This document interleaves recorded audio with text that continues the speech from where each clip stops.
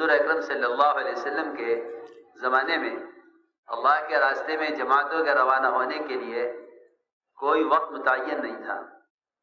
ہم نے تو کیونکہ کام کو کام نہیں بنایا، اس لیے عید اللہ کے راستے میں کرنا یا عید کے دن نکلنا جماعتوں میں یہ ایسا عجیب سا معلوم ہوتا ہے کہ یہ تو ہماری خوشی کا دن ہے، بچوں کے ساتھ رہنے کا دن ہے، بلکہ لوگ یہ سمجھتے ہیں کہ تہوار ہے مسلمانوں کا. لیکن حضور اکرم صلی اللہ علیہ وسلم نے کوئی موقع ایسا چھوڑا نہیں جس میں آپ نے اللہ کے راستے میں جماعتوں کو روانہ نہ کیا ہو. غم میں، خوشی میں، دکھ میں، بیماری میں، قرضوں میں اور فراخی میں، یہاں تک کہ گرمی اور سردی میں، بھوک اور خوف میں، کوئی موقع ایسا نہیں ملے گا دور نبوت میں جس میں جماعتیں روانہ نہ کی ہوں. حدیث میں ہے کہ حضور اکرم صلی اللہ علیہ وسلم عید کے دن بھی جماعتیں روانہ کرتے تھے. تو میں نے عرض کیا کہ اس وقت جماعتوں کی روانگی، لوگ سمجھیں گے یہ کیا وجہ ہوئی. اس وقت جماعتوں کی روانگی سے حضور اکرم صلی اللہ علیہ وسلم کی مسجد کا ایک معمول بھی زندہ کرنا ہے. جماعتیں تیار ہو گئی، بیٹھی ہوئی تھی. صحابہ نے عرض کیا کہ اب رات ہو گئی ہے، کیا خیال ہے کہ اگر جماعتیں رات کے بجائے صبح روانہ ہو جائیں؟ آپ نے فرمایا کہ تم اسی وقت اللہ کے راستے میں کیوں نہیں نکل جاتے تاکہ یہ رات تمہاری جنت کے باغوں میں گزرے. حالانکہ مسجد نبوی حضور اکرم صلی اللہ علیہ وسلم کے ممبر اور آپ کے گھر کے درمیان کا حصہ جنت کی کیاری ہے. وہاں روایت لکھی ہوئی ہے، ما بین ممبری و بیتی روضۃ من ریاض الجنہ. وہاں جماعت موجود ہے. یہ نہیں فرمایا کہ یہ جنت کی کیاری ہے یہاں رہو، بلکہ فرمایا رات کو ہی کیوں نہیں نکل جاتے اللہ کے راستے میں تاکہ یہ رات بھی تمہاری جنت کے باغوں میں گزرے. مولانا علی صاحب والے یقین سے فرماتے کہ جو اللہ کے راستے میں ہے وہ جنت کے باغوں میں ہے. تو میں نے عرض کیا یہ کوئی چیز معمول کے خلاف نہیں ہے، بلکہ ہمارے معمولات سنت کے تابع ہیں. کسی وقت کی سنت پر عمل ہوگا، کسی وقت کی سنت پر عمل ہوگا.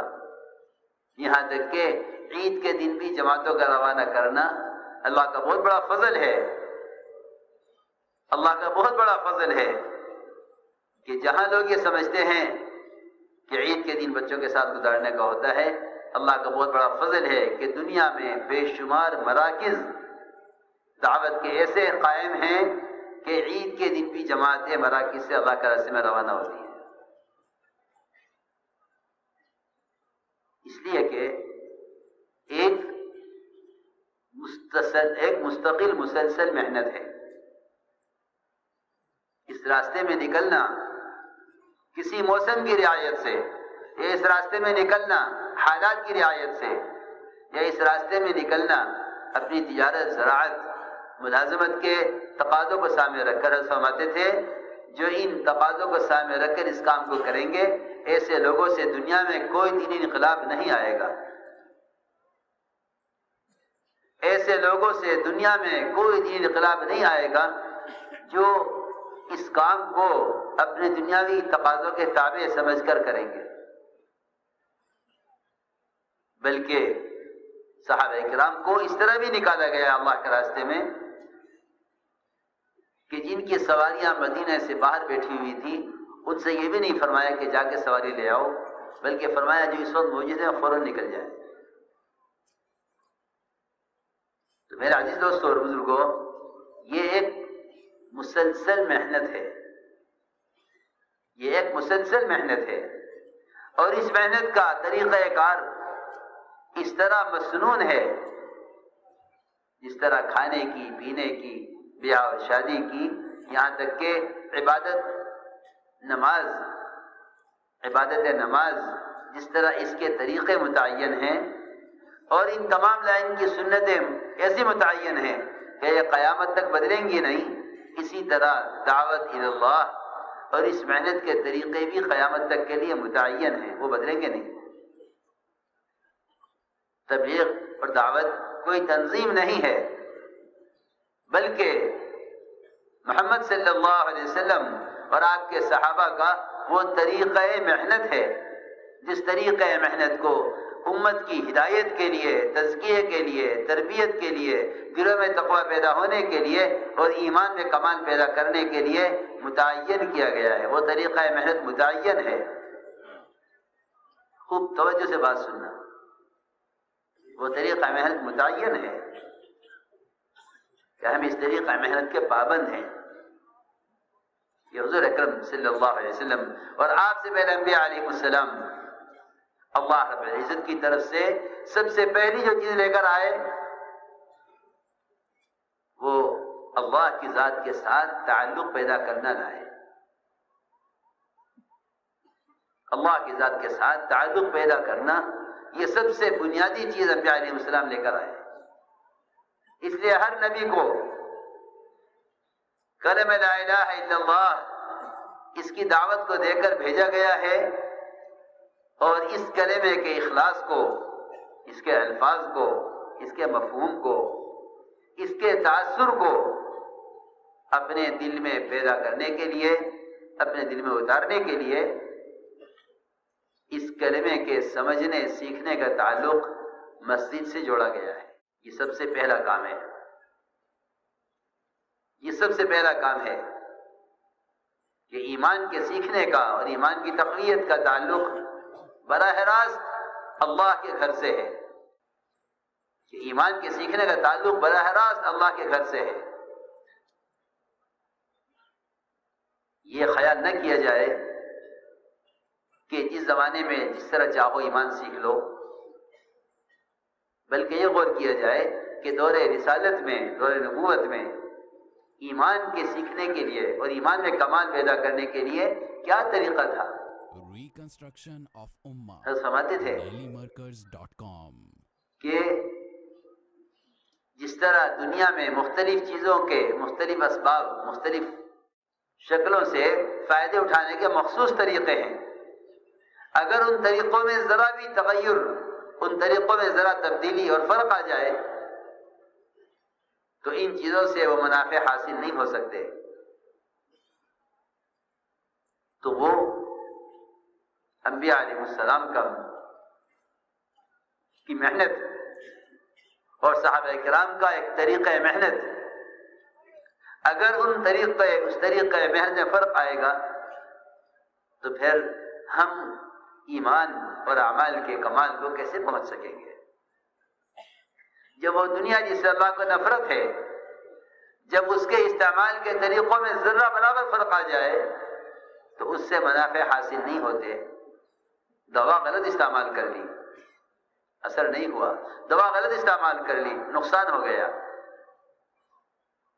آپ دنیا کے تمام شکلیں، اسباب اٹھا کر دیکھ لیں، ہر ایک سے، ہر چیز سے فائدہ اٹھانے کا ایک مخصوص طریقہ ہے. اسی طرح میرے دوستو حضرت فرماتے تھے کہ اللہ کی ذات عالی سے فائدے اٹھانے کے لیے بھی مخصوص طریقے ہیں. یہ بات نہیں ہے کہ ہم نماز میں پابند ہیں اور تبلیغ میں آزاد ہیں، ایسا نہیں ہے. جس طرح عبادت کی لائن کی سنتیں متعین ہیں، اس طرح خدا کی قسم دعوت کی لائن کی سنتیں بھی متعین ہیں. جس طرح عبادت کی لائن کی سنتیں متعین ہیں، صلو کما رأیتمونی اصلی، نماز جس طرح مجھے پڑھتا ہوا دیکھ رہے ہو اسی طرح پڑھو. جس طرح عبادت کی لائن کی سنتیں متعین ہیں، یہ بدلیں گی نہیں. استنجے کی لائن کی سنت متعین ہے، یہ قیامت تک بدلے گی نہیں. کہ وہ زمانے میں سنت یہ تھی، زمانے میں سنت یہ نہیں. سنت اسے کہتے ہیں جس میں کبھی کوئی تبدیلی نہیں آ سکتی.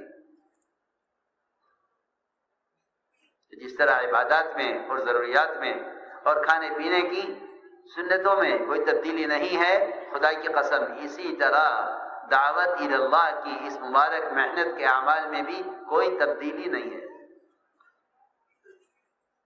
یہ سمجھنے کی بات ہے. ہم پابند ہیں اس طریقۂ جوہد کے جو طریقۂ جوہد محمد صلی اللہ علیہ وسلم کا ہے، جس میں سب سے پہلا بنیادی مقصد وہ اپنے ایمان میں کمال، اپنے ایمان میں ترقی اور اپنے ایمان میں پختگی پیدا کرنا ہے. سب سے پہلا کام دعوت کے ذریعے اپنے یقین میں کمال پیدا کرنا. سب سے پہلا سمجھتے تھے محنت کا پہلا قدم ہے یہ کہ دعوت کے ذریعے یقین بدلے. اس دعوت کے ذریعے یقین کے بدلنے کا کیا معمول ہے، کیا طریقہ ہے، صحابہ کرام کا اس میں کیا معمول رہا ہے. اس لیے کہ ابوبکر صدیق رضی اللہ عنہ کا فرمانا ہے کہ اس امت کے بعد والے سدھر نہیں سکتے، اصلاح نہیں پا سکتے، تربیت حاصل نہیں کر سکتے جب تک امت وہ نہ کرے جو امت کے پہلو نے کیا ہے. ہم میں سے ہر فرد کو عالمی سطح پر، اجتماعی طور پر اس طریقے جوہد کی طرف آنا ہی پڑے گا اگر معاشرے کی اصلاح اور جرائم کا روکنا، معاشرے کی اصلاح اور جرائم کا روکنا اگر محمد صلی اللہ علیہ وسلم کے طریقے سے ہٹ کر سوچو گے تو نہ معاشرے کی اصلاح ہوگی نہ جرائم ختم ہوں گے.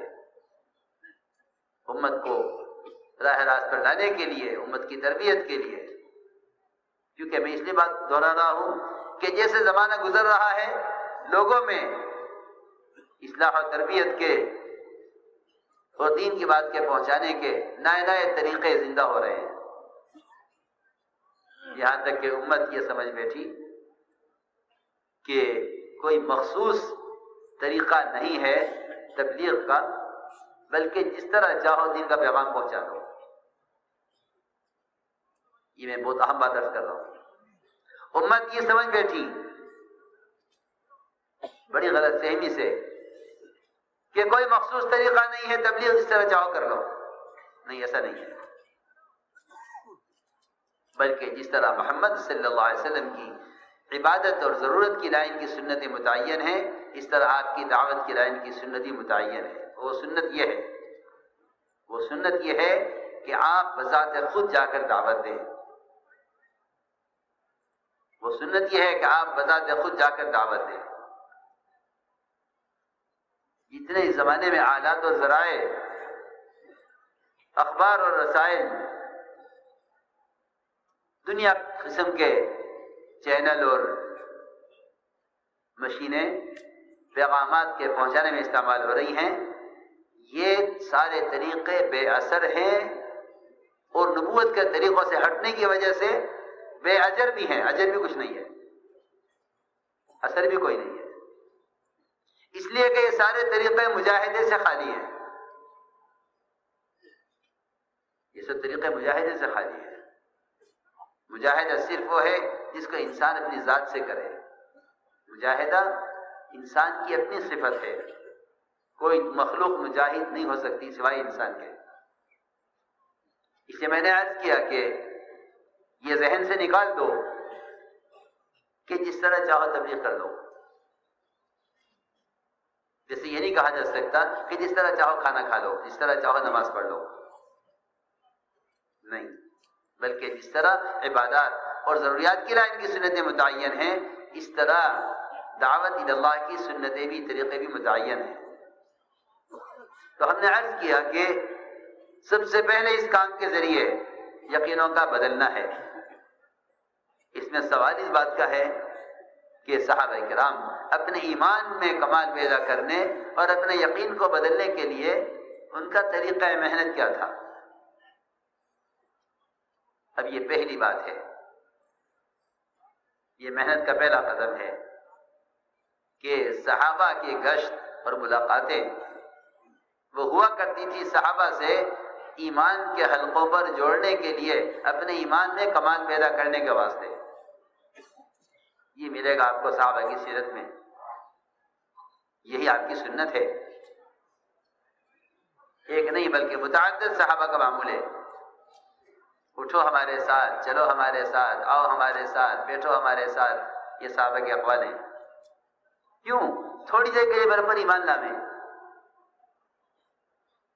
مسجدوں میں ایمان کے حلقے ایمان کی تقویت کا اصل ذریعہ تھے، لیکن یہ مسجدوں سے ختم ہو گئے۔ اللہ رب العزت نے قرآن میں سب سے پہلے مسجد کے آباد کرنے والوں کا یہ کام یہ بتایا کہ ایمان والے یہ کام کرتے ہیں کہ اپنی مسجدوں کو ایمان کے حلقوں سے آباد کرتے ہیں۔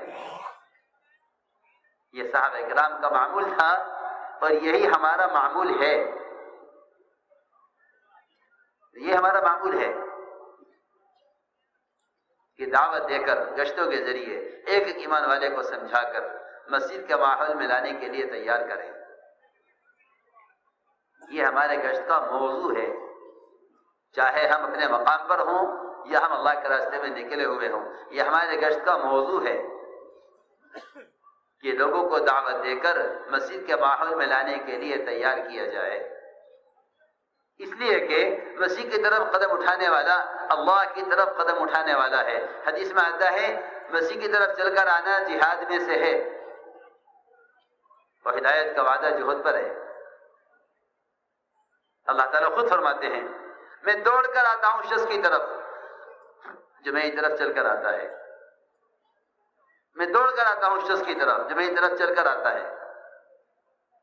ایمان اللہ سے تعلق کا نام ہے، ایمان اللہ کے قرب کا نام ہے۔ محض ملاقاتیں کر لینا اس میں کوئی قرب کی چیز نہیں ملتی۔ اس بات کی طرف آپ توجہ دیں جو میں کہہ رہا ہوں۔ صحابہ کی ملاقاتوں پر غور کریں، صحابہ کی ملاقاتوں پر غور کریں کہ صحابہ سے ملاقات کر کے کیا کرتے تھے۔ اٹھو ہمارے ساتھ، کیوں؟ آؤ ایمان لاویں گے، چلو ہمارے ساتھ ایمان لاویں گے۔ یہ ملے گا آپ کو حدیثوں میں، یہ ملے گا آپ کو صحابہ کے اقوال میں۔ یہ ہمارے گشت کا موضوع ہے کہ لوگوں کو مسجد کے باہر کے غفلت کے ماحول سے گشت کے ذریعے نکالا جاوے۔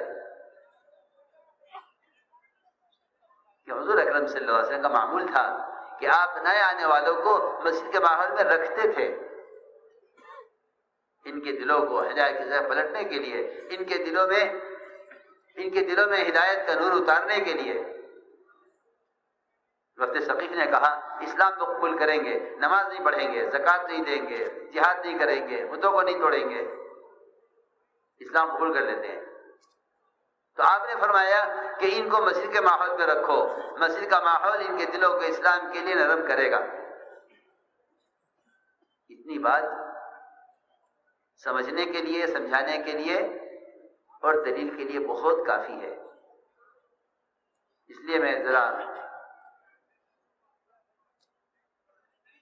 ضروری بات عرض کرنا چاہتا ہوں کہ بعض مرتبہ کام کرنے والے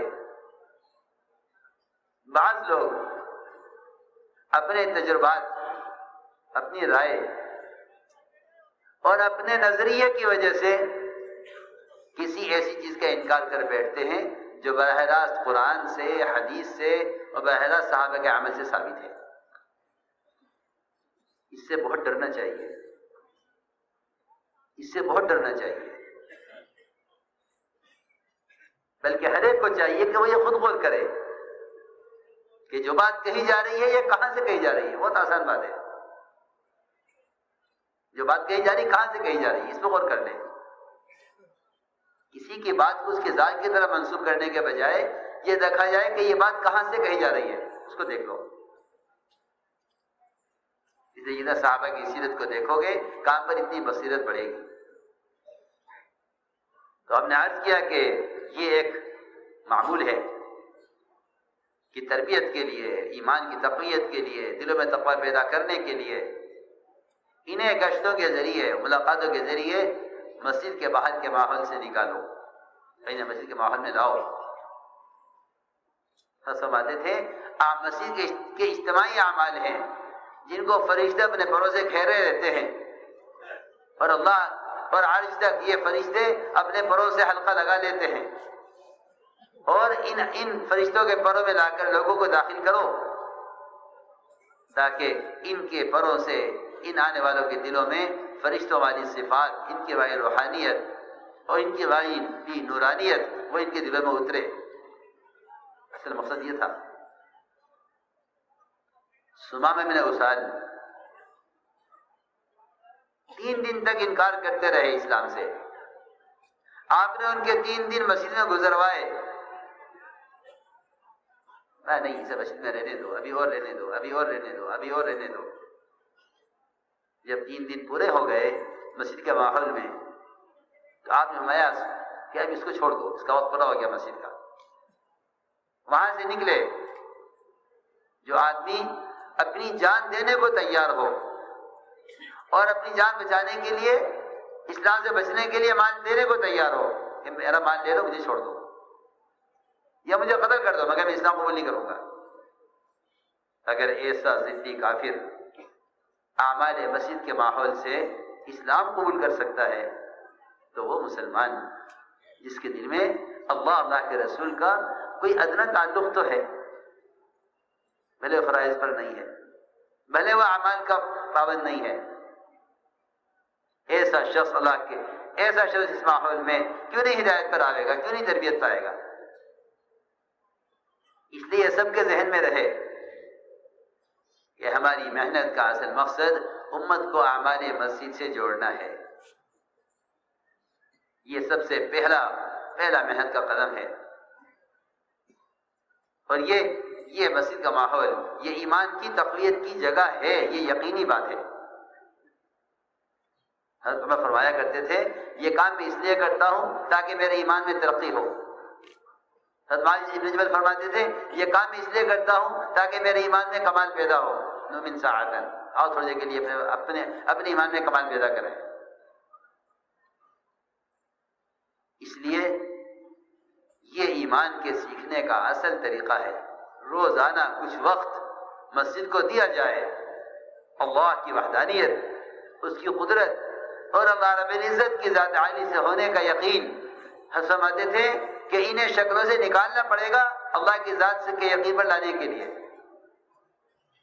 کہ مسجد سے باہر کا جتنا ماحول پھیلا ہوا ہے اللہ کے غیر سے ہونے کا ماحول ہے، ہمیں اللہ کے غیر کے ماحول سے نکال کر اللہ کی ذات عالی سے ہونے کے ماحول میں جوڑنا ہے۔ یہ ہمارے گشت کا موضوع ہے۔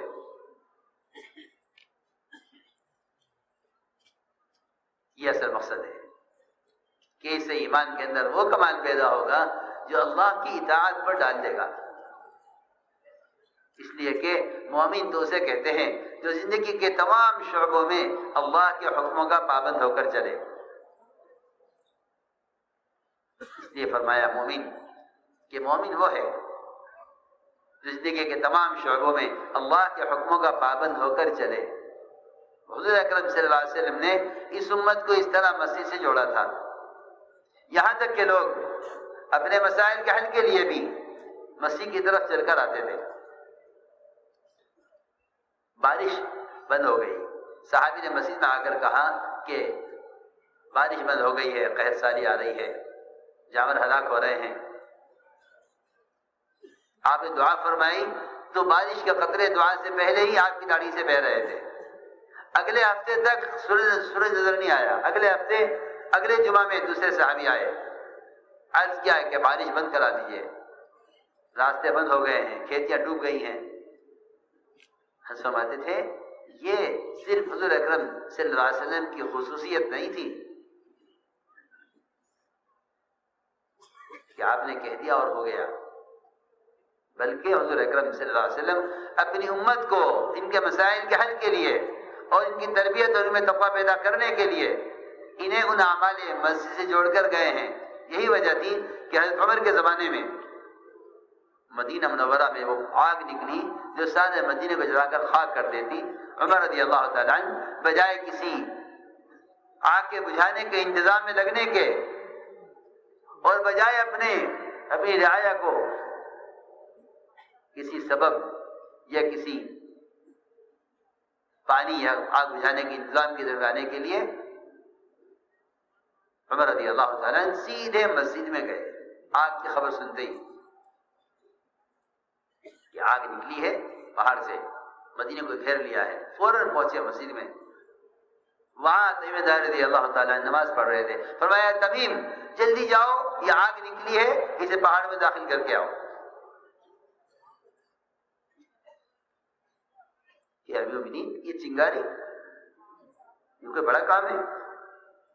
کسی اور سے کرا لیجیے، میں تو نماز پڑھ رہا ہوں. ہاں روایت میں تو نماز پڑھ رہا ہوں، کسی اور سے کرا لیجیے. اور یہ کام میں کرنا بھی نہیں چاہتا، کرامتوں کا شوق نہیں ہے، کسی اور سے کرا لیجیے. حضرت فرمایا کہ نہیں، میں تمہیں قسم دے کر کہتا ہوں تمہیں یہ کام کرنا ہے. یہ تھے مسجد کو وقت دینے والے، کہ مسجد سے باہر کا وہ نظام جو انسانوں کے ہاتھوں سے باہر ہے، بارشوں کے روکنے یا چلانے کا، ہواؤں کو، آندھیوں کو روکنے یا چلانے کا، دریاؤں کو اپنی مرضی کے مطابق چلانے کا. عمر رضی اللہ تعالیٰ عنہ نے خط لکھا ہے براہ راست دریائے نیل کو ایسا خط لکھا جیسے کسی انتہائی اطاعت کرنے والے غلام کو حکم دیا جاتا ہے. آپ دیکھیں تو صحیح، ہم کیا کریں؟ قانون یہ ہے. ہم کیا کر سکتے ہیں؟ ماحول یہ ہے. ہم کیا کر سکتے ہیں؟ مسلمانوں کے لیے فلاں پابندیاں ہیں. ہم کیا کر سکتے ہیں؟ جب تم نے اللہ کی ذات سے ہونے کے یقین پر اور ان اعمال پر محنت ہی نہیں کی جن پر اللہ رب العزت نظام کائنات کو تمہارا پابند بنا کر چلاویں، تو اگر غیروں کے ہاتھوں میں مجبور ہو کر پریشان ہو تو کیوں نہ ہو. حضرت فرماتے تھے سارے در چھوڑ کر اگر مسیح کے در کو پکڑ لو، اللہ رب العزت جتنے بھی اللہ کے نہ ماننے والے ہیں، اللہ انہیں تمہارے سامنے جھکا کر دکھلائیں گے. مصیبت تو یہ ہے کہ مسئلہ پیش آ گیا، کوئی بات پیش آ گئی، بھوک ہڑتال کر کے اللہ کے غیر سے اپنے مسائل کا حل کا مطالبہ تو کر لیں گے. بھوک ہڑتال کر کے غیروں کے دروازوں پر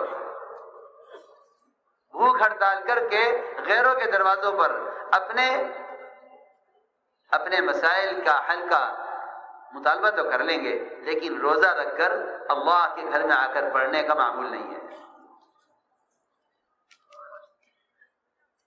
سیدھی بات ہے. یہ بھوک ہڑتال کر کے یہی بھوکا ہے، روزہ دار بھوکا ہے. روزہ دار اللہ سے مسائل کے حل کرانے کے لیے بھوکا ہے.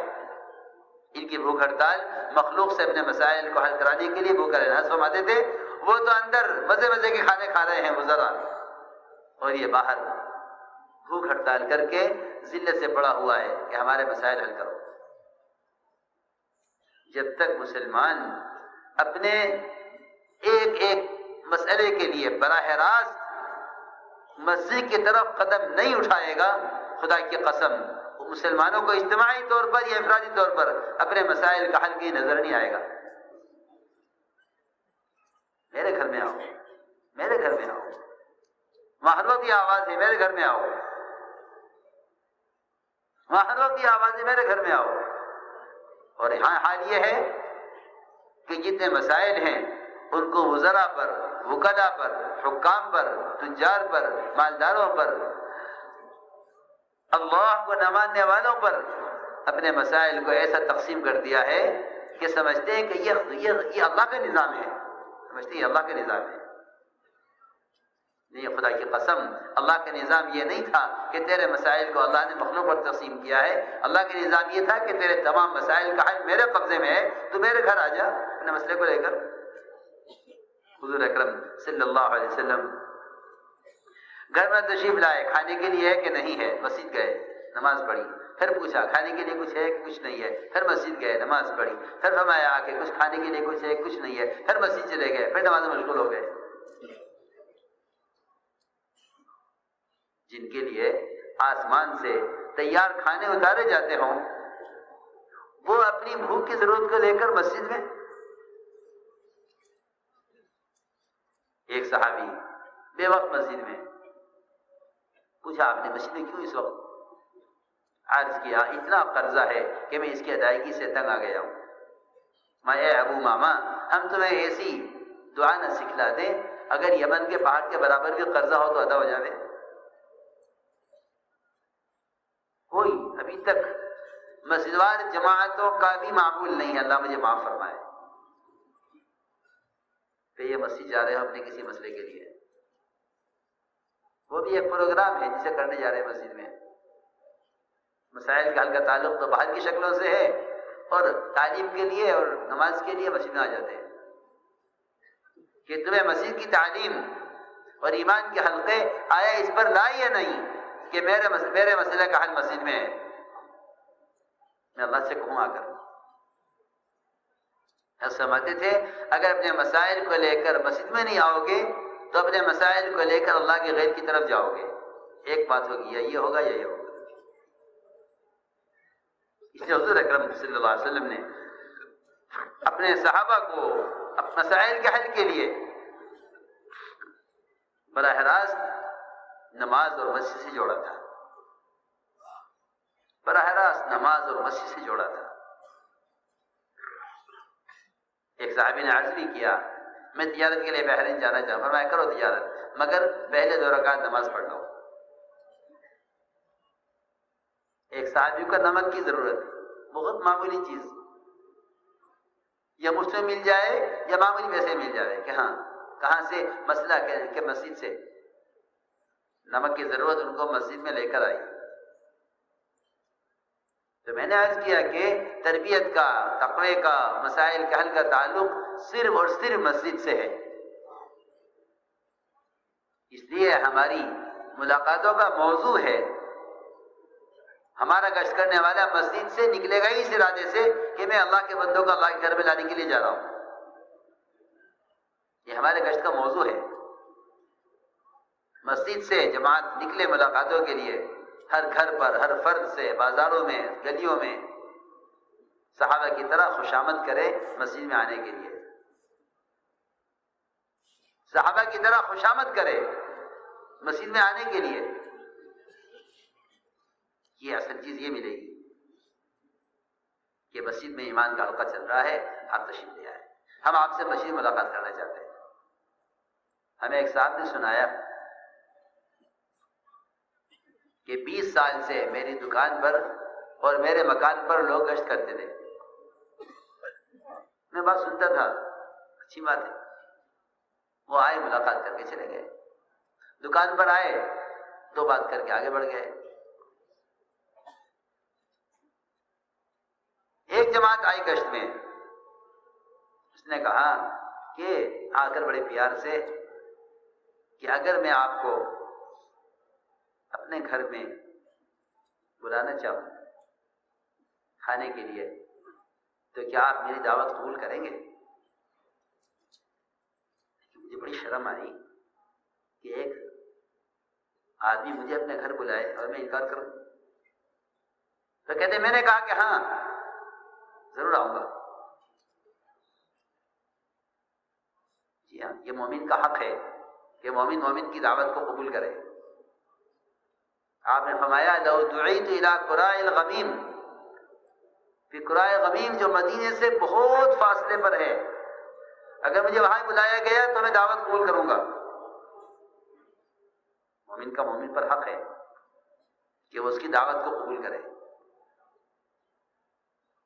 یا قراء غمیم کا مطلب یہ ہے کہ اگر ایسی ہڈی کی طرف مجھے دعوت دی گئی کھانے کے لیے جس ہڈی پر گوشت نہیں ہے تو میں دعوت قبول کروں گا. ہڈی ہے، گوشت نہیں ہے اس پر، اور اس کے لیے مجھے بلایا جائے تو میں دعوت قبول کروں گا. یہ بھی مطلب ہے.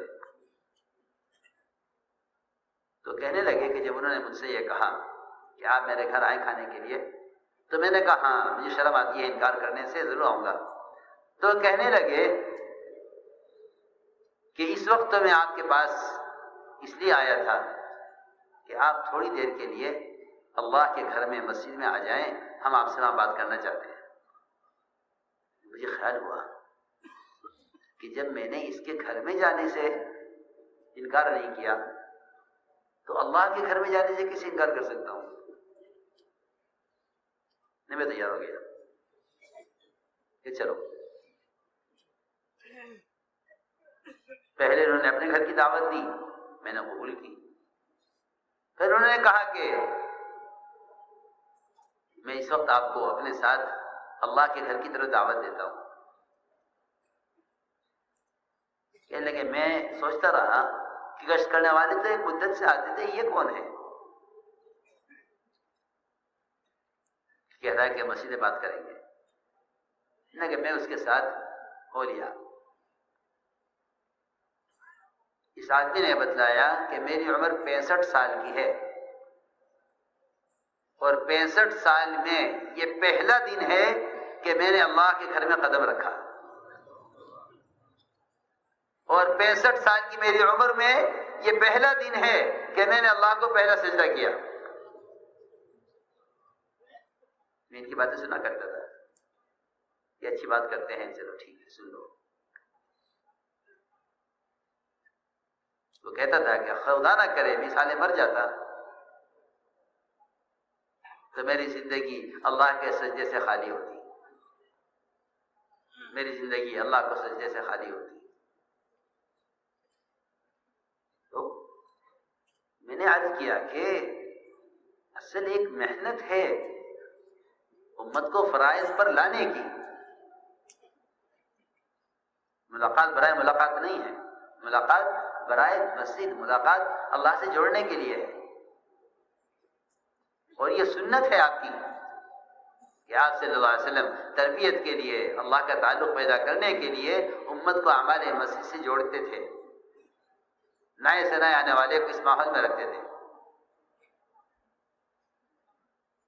تو میں نے عرض کیا کہ ایک تو یہ بات ہے کہ دو فریضے بنیادی فریضے ہیں، ایمان اور نماز. ایمان اور نماز یہ دو بنیادی فریضے ہیں. ان دو فریضوں پر تمام فرائض کا ادا ہونا موقوف ہے، اور ان دونوں فریضوں کے ادا کرنے کی جگہ، ان دونوں فریضوں کے سیکھنے کی جگہ وہ اصل مسجد ہے. نماز اس طرح مسجد میں ادا کی جاتی ہے کہ ایمان بھی مسجد سے سیکھا جاتا ہے.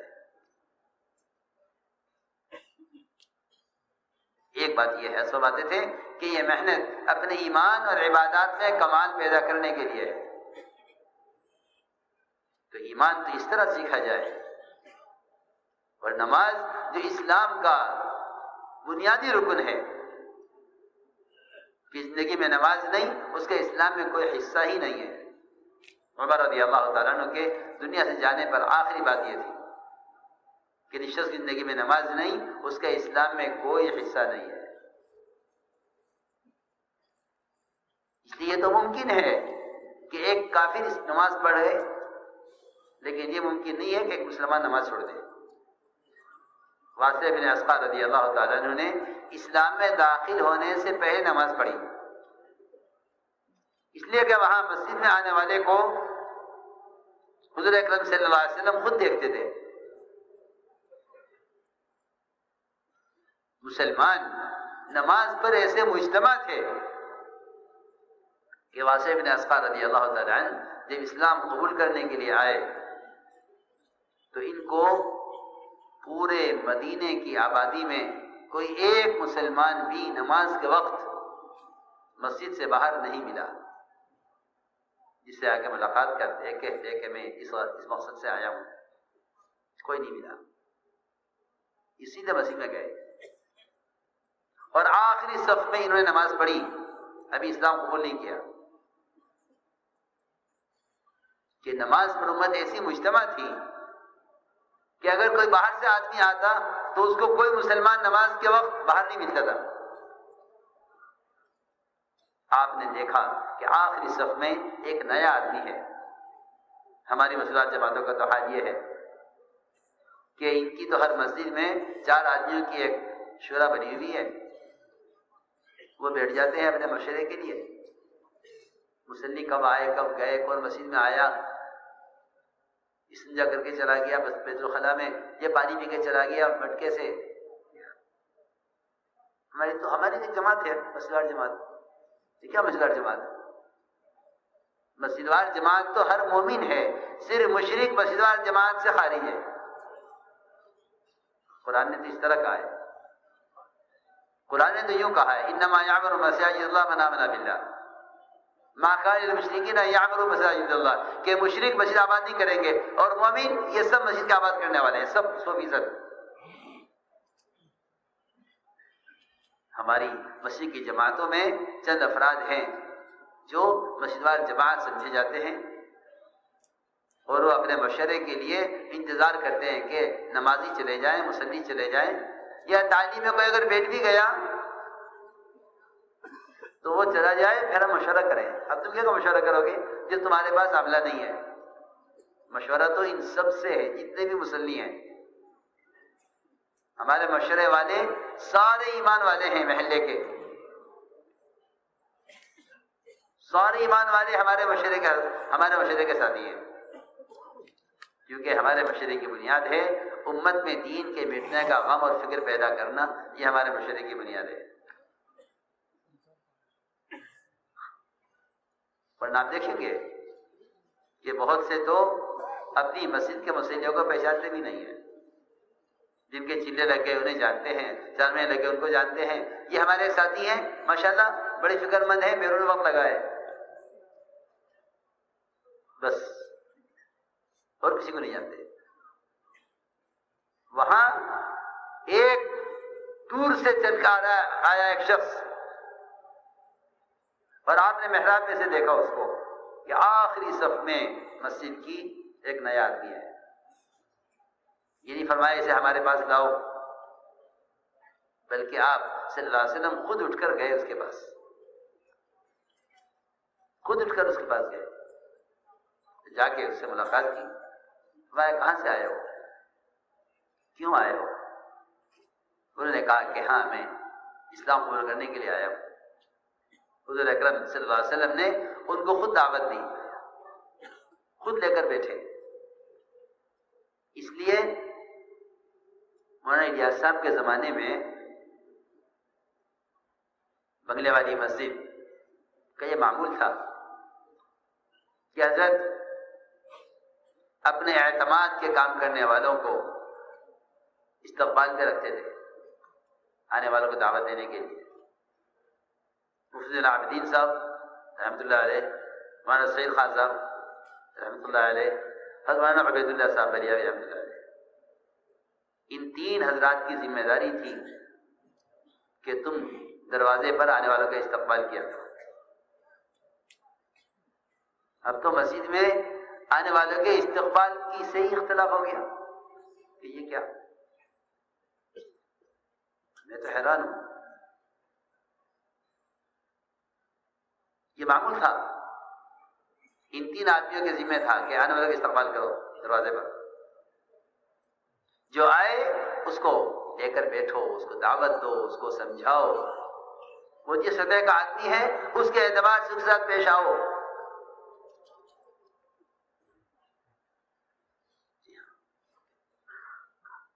چنانچہ ایک مرتبہ ایسا ہوا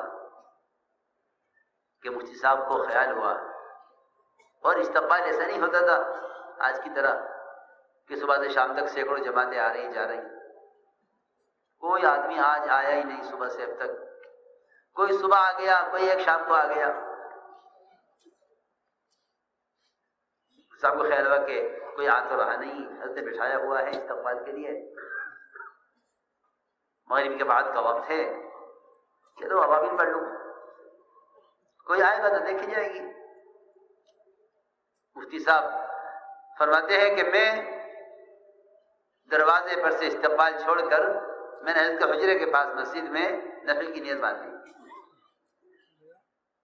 عوامل ادھر میں نے نماز شروع کی، ادھر ایک آدمی مسجد میں داخل ہوا، اس نے مٹکے سے پانی پیا اور پانی پی کے وہ دروازے سے باہر چلا گیا۔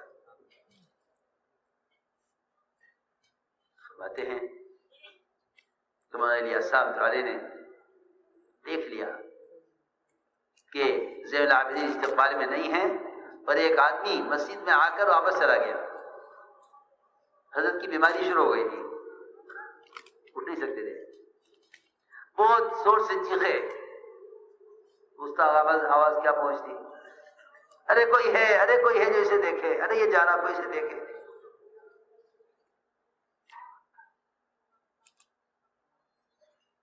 مفتی صاحب کہتے تھے کہ میں نماز میں تھا, مجھے حضرت کی آواز آئی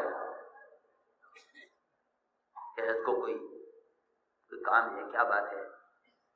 میں نماز کا سلام پھیر کر گیا حضرت کے پاس. حضرت کیا کوئی کام ہے؟ تو حضرت انتہائی غصے میں تھے. فرمایا تم کہاں تھے؟ ایک آدمی آیا مسجد کے دروازے سے اور پانی پی کر چلا گیا مٹکے سے, تم کہاں تھے؟ صاحب فرماتے کہ میں نے بہت فخر سے, بے فکری سے کہا کہ میں اوابل پڑھ رہا تھا.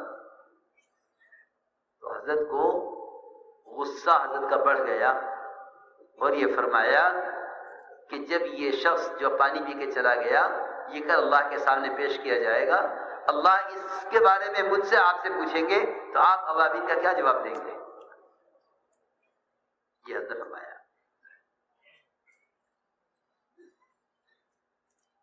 یہ فرمایا کیا جواب دیں گے اللہ کے سامنے؟ اللہ پوچھیں گے کہ ایک ایسا آدمی جس نے کبھی اللہ کو سجدہ نہیں کیا, جس نے کبھی فرض نہیں پڑھا, وہ تمہاری مسجد میں آ کر چلا گیا اور تم اوابین میں تھے. سب کہنے لگے کہ میں حیران ہو گیا کہ یہ شخص ہمیں تاکید کرتا ہے تہجد پڑھو, اوابین پڑھو, اشراق پڑھو, چاشت پڑھو, نماز سے بعد کی پہلے کی سنتیں پڑھو, تسبیحات پڑھو, ذکر کرو. یہ سارے کام ہم کب کریں گے؟ آنے والے تو آتے رہیں گے. لیکن حضرت کا غصہ دیکھ کر ہمت نہ ہوئی بولنے کی. بہت ادب سے عرض کیا کہ حضرت پھر میں اوابین نہ پڑھتا. تو فرمایا کیوں نہ پڑھتے اوابین کیوں نہ پڑھتے؟ جب تمہیں اوابین پڑھنی تھی تم نے دوسرے ساتھی کو استقبال کے لیے کیوں نہیں بٹھایا کہ تم آنے والوں کو دیکھنا ہے, میں اوابین پڑھ لیتا ہوں. انفرادی دعوت, ہر آنے والے کو لے کر بیٹھنا, یہ حضور اکرم صلی اللہ علیہ وسلم کی ایسی سنت ہے اور آپ کا ایسا معمول ہے کہ اللہ تعالی نے فرمایا لعلک باخع نفسک الا یکونوا مؤمنین, کہ نبی جی اپنے آپ کو آپ ہلاک کر لیں گے ان کی کوشش میں. حضور اکرم صلی اللہ علیہ وسلم آنے والوں کو لے کر تنہا بیٹھتے تھے اور اتنی دعوت دیتے کہ صحابہ کو آپ پر رحم آ جاتا. حضرت عمر نے عرض کیا کہ حکم بن کیسان آپ کی بات مانے گا نہیں, اسے میرے حوالے کیجئے تاکہ میں اس کا قدر کر دوں. فرماتے ہیں عمر رضی اللہ تعالیٰ عنہ کہ آپ نے میری طرف دیکھا نہیں اور مجھ سے اعراض کیا, مجھے فکر ہوا کہ میں کیوں بولا تھا. پھر آپ دعوت دیتے رہے یہاں دیکھا کہ بن کیسان اسلام میں داخل ہو گئے. یا عمر اگر میں تیری بات مان لیتا تو یہ جہنم میں جاتا, اللہ نے اس کو میرے ذریعے سے جہنم سے بچا لیا. انفرادی دعوت اور ماحول میں لانا, یہ دو حضور اکرم صلی اللہ علیہ وسلم پر آپ کے صحابہ کی ایسی بنیادی سنت ہے. کیونکہ تبلیغ کوئی پیغام رسانی کا نام نہیں ہے, بلکہ تبلیغ اور دعوت اللہ کے بندوں کو اللہ سے جوڑنے کی محنت ہے. اللہ کے بندوں کو اللہ سے جوڑنے کی محنت ہے. میں عمرے پر گیا ہوا تھا,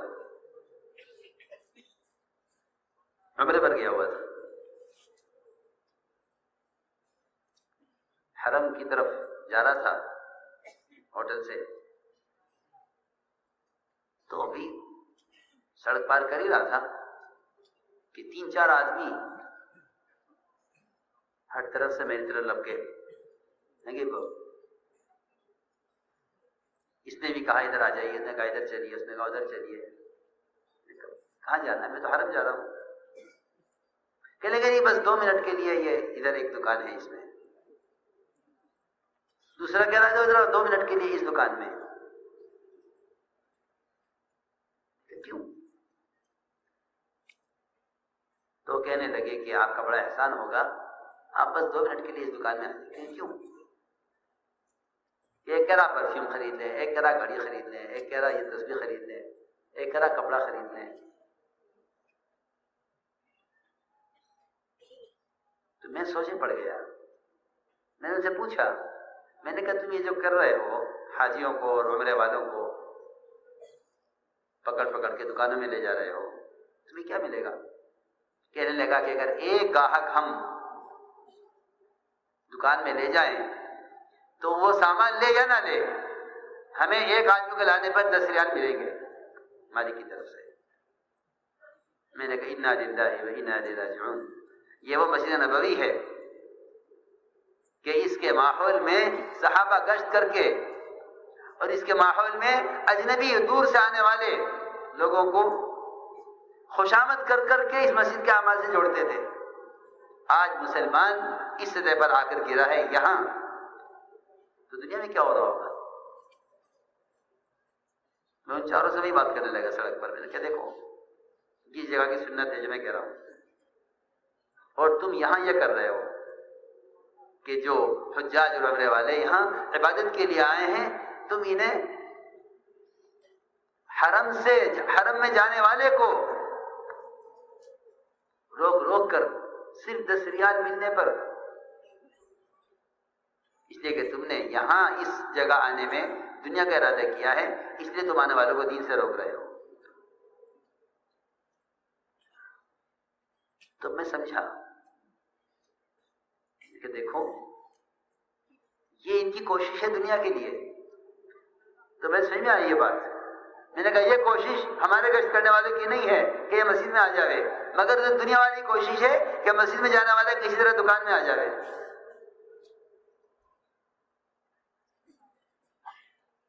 بھکاریوں کی طرح کیا بھکاری خوشامد کریں گے جو انہوں نے کی ہماری کہ کچھ خرید لو دکان سے. کیوں کہ ایک کسٹمر کو لے کے آئیں گے تو 10 ریال ملیں گے. اس کو میں عرض کر رہا ہوں کہ کام کو کھیل مت بناؤ. ہر امتی کو اللہ کی ذات سے جوڑنا یہ ہماری محنت کا اصل مقصد ہے. یہ گشت بہت اونچی سنت ہے.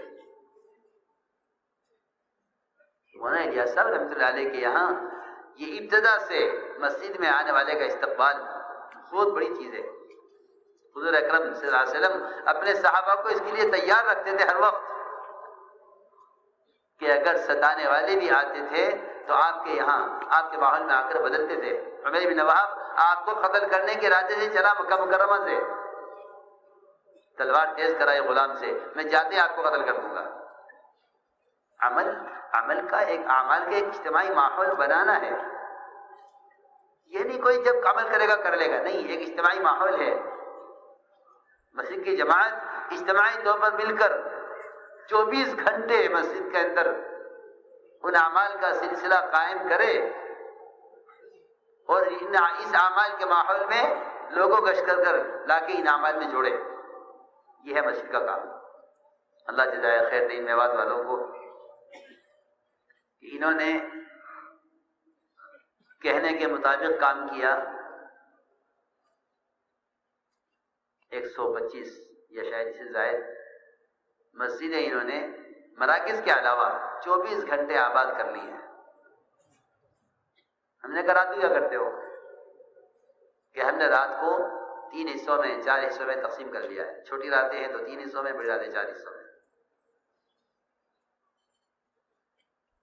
ایک جماعت مسجد میں رہتی ہے، دعا میں، ذکر میں، تلاوت میں، تہجد میں، دعاؤں میں. اور اگر اس وقت مسجد سے باہر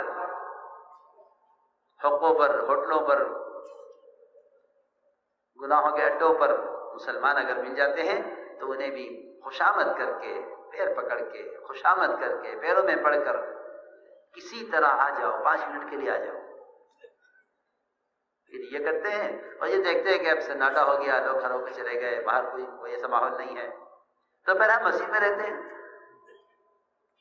امت کے لیے دعائیں، امت کے لیے ہدایت کی اللہ سے درخواستیں کرتے ہیں، اور اپنے اعمال انفرادی اعمال کرتے ہیں، تہجد پڑھتے ہیں۔ ایک جماعت کا وقت پورا ہو جاتا ہے، ان کے ذمہ جتنا بھی مشورے ہوا 1.5 گھنٹہ 2 گھنٹے 2.5 گھنٹے،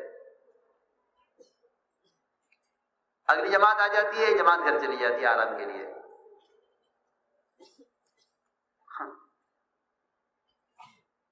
آپ لوگوں کو عجیب سا لگ رہا ہوگا یہ کیا، کیونکہ ابھی تک صرف گشت کا موضوع ملاقاتیں بنائی ہوئی ہیں۔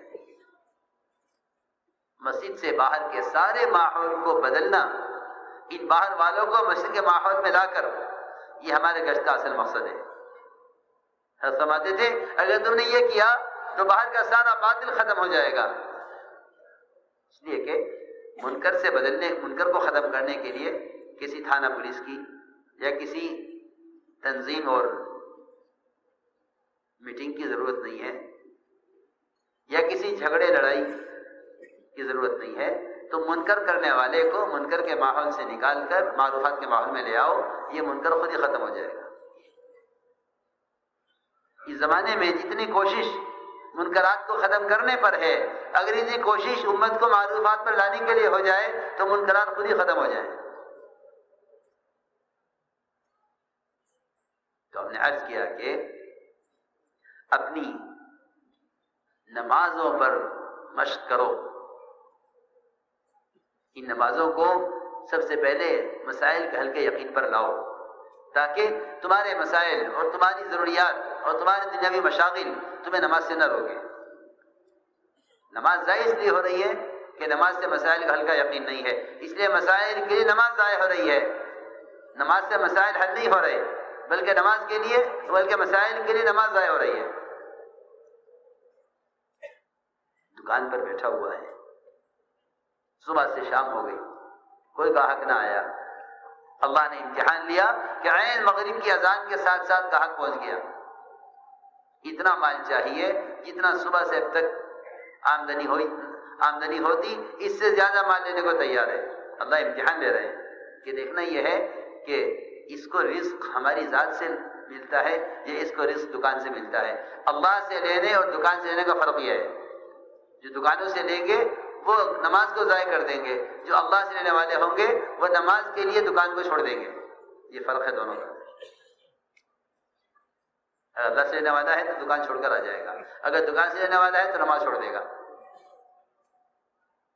اللہ نے امتحان لیا، اللہ نے امتحان لیا کہ ادھر مغرب کی اذان ہوئی، ادھر گاہک آیا، اتنا مال چاہیے۔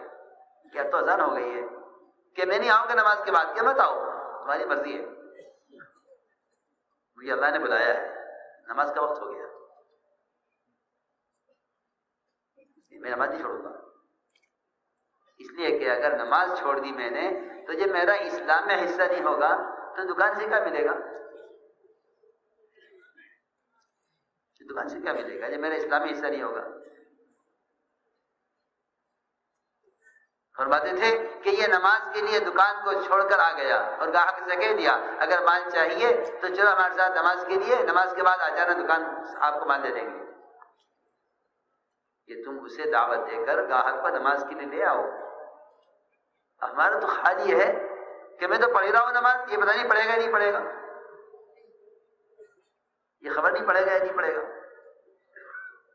عجیب بات ہے، ایک مسلمان کے نماز کے ضائع ہونے کا اگر دوسرے مومن کو غم اور فکر نہیں ہے تو یہ کیسا مسلمان ہے، یہ کیسا امتی ہے؟ امتی تو اسے کہتے ہیں جو پوری دنیا میں کسی ایک فرد کے نماز کے ضائع کرنے سے اس طرح بے چین ہو جس طرح پیر کے انگوٹھے کے زخم سے پورا بدن بے چین ہوتا ہے۔ حدیثی مثال دے کر اسی لیے فرمایا کہ ساری کی ساری امت بکھری ہوئی سارے عالم میں ایک جسم کے اعضاء کی طرح ہے، پوری امت ایک جسم ہے۔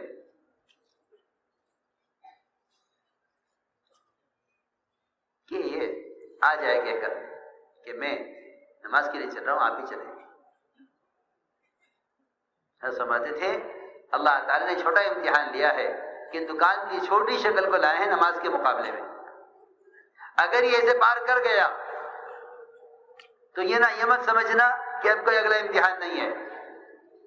ادھر اس کے بعد یہ چل رہا ہوگا نماز کے لیے مسجد میں، اور پیچھے سے کوئی آئے گا کہ وزیر اعظم آپ کے مکان پر آ گئے ہیں، آپ کو فوراً بلا رہے ہیں. اگر یہ خیال ہے، اگر دل میں یہ خیال بھی آ جائے کہ نماز باجماعت پڑھنا فرض نہیں سنت ہے، باتیں پڑھ لوں گا، پہلے وزیر سے پوچھ لوں، تو خدا کی قسم اس نے اللہ کی بادشاہت کا انکار کیا ہے، اس کے مقابلے میں وزیر کی وزارت کو تسلیم کیا ہے، یہ پکی بات ہے.